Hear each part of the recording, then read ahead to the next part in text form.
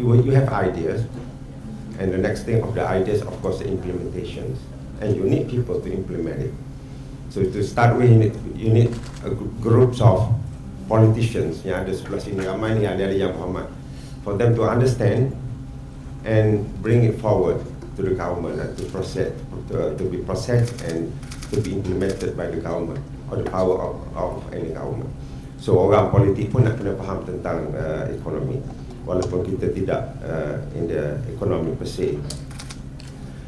And most of the good policies, saya tak akan bercakap tentang intervensi ini, saya cakap things about in general that we need to understand first. Most of the good policy fail miserably because of the way we do things or the implementation. So you can have list of 10 lists of ideas that need to be implemented in order to contain or to address the issue of energy crisis, for example. But at the end of the day, when it comes to the implementation of any government, whether it's state government or the federal government, that's the key point.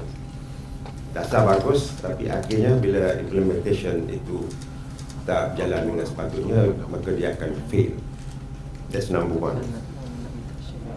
Ada kalanya the packaging of the policy, dasar yang ingin diperkenalkan itu ataupun the intervention that need to be implemented, the packaging of the intervention itself is not good enough, then dia akan fail juga. So you look at examples of Margaret Thatcher, for example, yang resigned in 1990.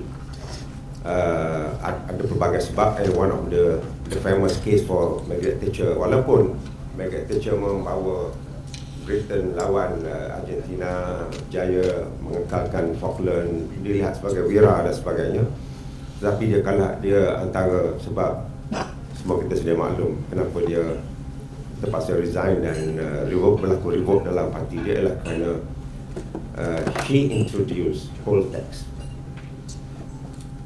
ataupun cukai setiap kepala yang dilihat tidak begitu adil. Walaupun at the end of the day, bila kita kaji balik, poll tax ini hanya lebih kurang $30 per person per month. At the end of the day, ni average lah, lebih kurang £360 per year poll tax kepada setiap individu, dan digantikan selepas dia resign, digantikan dengan council tax yang lebih still debatable, but still lebih adil daripada poll tax. But at the end of the day, jumlahnya tak jauh beza, lebih kurang sama juga. Tapi kerana the packaging of the policy tak begitu menarik dan dilihat menyusahkan rakyat, akhirnya rakyat revolt berlaku demonstrasi besar-besaran sehingga Margaret Thatcher terpaksa melepaskan jawatan. Rakyat marah.